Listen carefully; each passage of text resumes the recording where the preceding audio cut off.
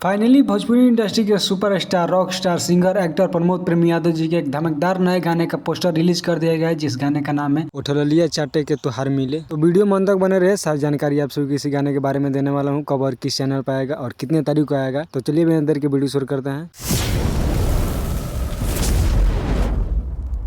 उठलिया चाटे के त्योहार मिले, इस गाने को लिखे हैं दुर्गेश बेदर्दी, संगीत से सजाए हैं विकास यादव और इस गाने को गाए हैं rock star singer actor Pramod Prem Yadav and female singer Goldi Yadav. बहुत ही तगड़े लेवल का ये गाना है, जिस गाने का नाम है उठलिया चाटे के त्योहार मिले। और इस गाने का वीडियो बहुत ही कमाल है और सिनेमेटिक है, जो कि प्रमोद प्रेम यादव जी इस गाने को अलग ही लोकेशन पर वीडियो शूटिंग किया गया है। तो ये आप सभी को गाना सुनने को मिलेगा, जिस गाने का बोल है उठलिया चाटे के त्योहार मिले। तो आप लोग इस गाने को सुन सकते हैं मार्स मेलोडी भोजपुरी के ऑफिशियल यूट्यूब चैनल पर 22 अप्रैल को सुबह 5:45 में। तो आप लोग हर एक गाने की तरह इस गाने को ब्लॉकबस्टर बनाइए और प्यार से दीजिए। तो वीडियो में इतना ही। कैसा लगा वीडियो अच्छा लगा तो वीडियो को लाइक कीजिएगा, शेयर कीजिए और प्यारा सा कमेंट करिए, ताकि कमेंट से मोटिवेशन मिलता है, क्योंकि भोजपुरी इंडस्ट्री से रिलेटेड इस चैनल पर आप सभी को वीडियो सबसे पहले देखने को मिलता रहता है। तो मिलते हैं किसी नेक्स्ट वीडियो पर। लव यू, बाय, जय भोजपुरी।